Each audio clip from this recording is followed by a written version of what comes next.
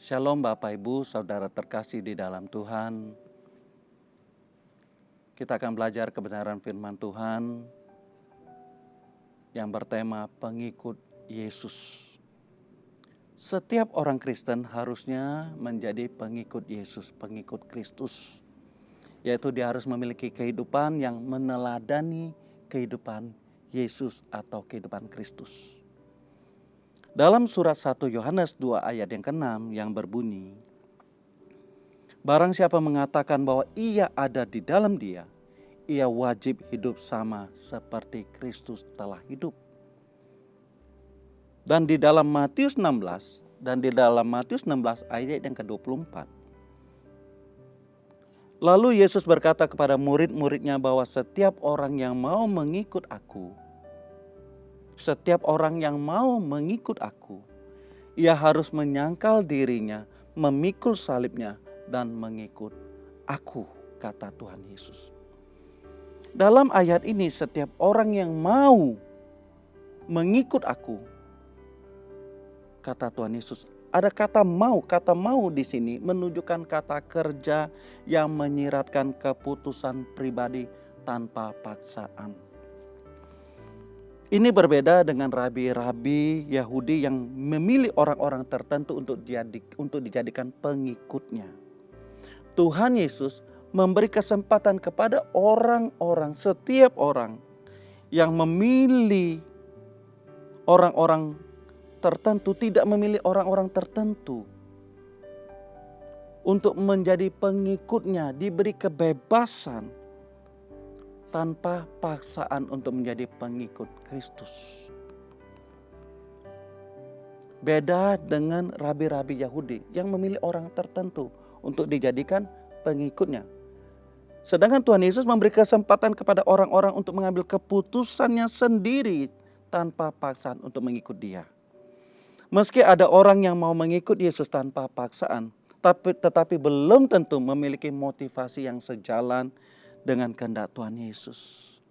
Jadi bisa jadi orang tanpa paksaan mengikut Tuhan Yesus, tetapi motivasinya berbeda, tidak sejalan dengan motivasi dan kehendak Tuhan Yesus untuk menjadi muridnya yang sejati. Bapak, Ibu, Saudara terkasih, kita pertanyakan apakah kita sudah menjadi muridnya yang sejati? Apakah keputusan kita sebagai muridnya adalah keputusan kita pribadi tanpa paksaan? Apakah motivasi kita sudah sejalan dengan kehendak Tuhan? Ini harus kita jawab sendiri. Saya teringat Bapak Ibu,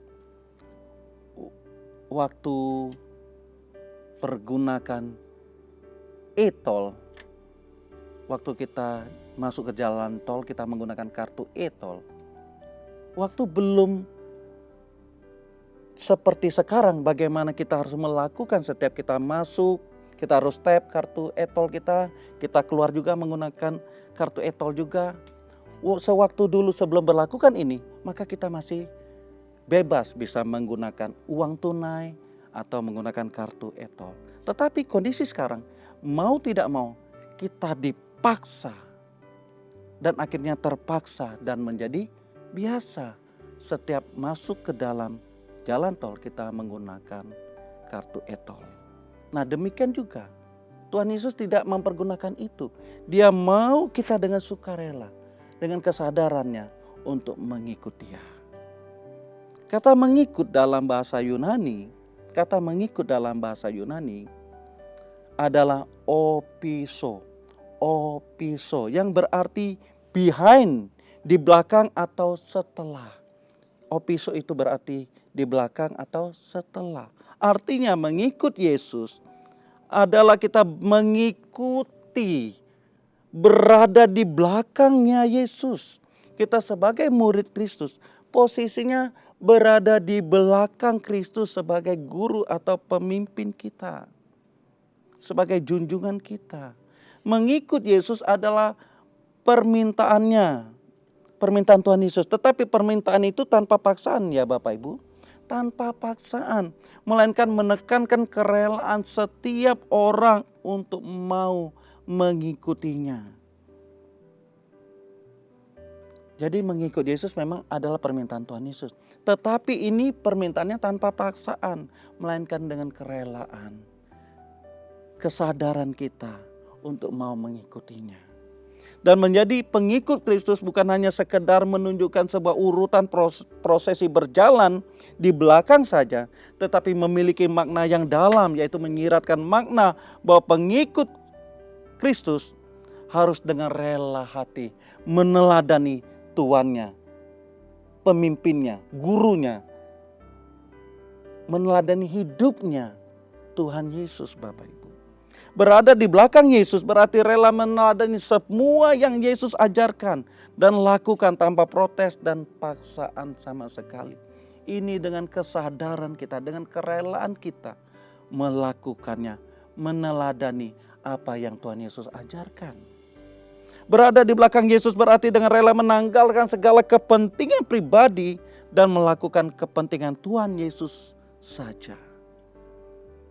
Jadi Bapak Ibu, berada di belakang Yesus artinya kita rela meneladaninya dan rela menanggalkan kepentingan pribadi kita dan melakukan kepentingan Tuhan Yesus saja semata-mata. Karena hal ini berkaitan dengan motivasi kita dalam mengiring Tuhan. Bagaimana motivasi kita? Apakah kita sudah benar? Apakah motivasi kita mengikut Tuhan Yesus hanya untuk memuaskan keinginan daging kita, memuaskan keinginan duniawi kita saja? Apakah motivasi kita untuk mengikut Tuhan Yesus adalah mau melakukan kehendak-Nya? Apakah ada agenda pribadi dalam mengikut Yesus, Bapak Ibu? Apakah ada agenda pribadi kita dalam mengikut Tuhan Yesus?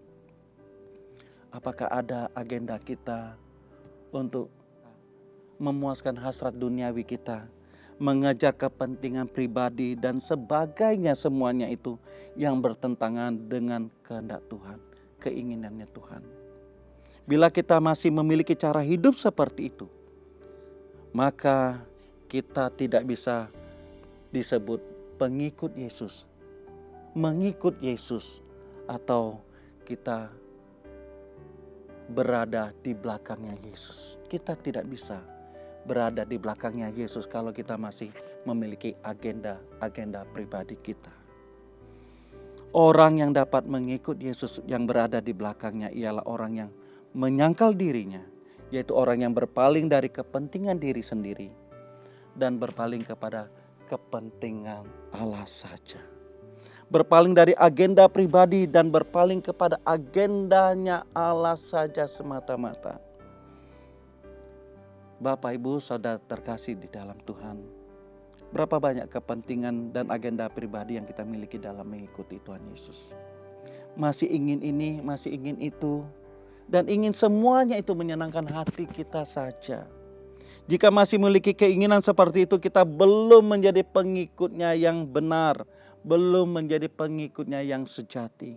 Kita hanya ikut-ikut saja, tetapi motivasinya belum sesuai dengan kehendak Bapa di surga. Belum menjadi Kristen yang benar, belum menjadi Kristen yang sejati. Kita harus mematikan keinginan daging kita dulu.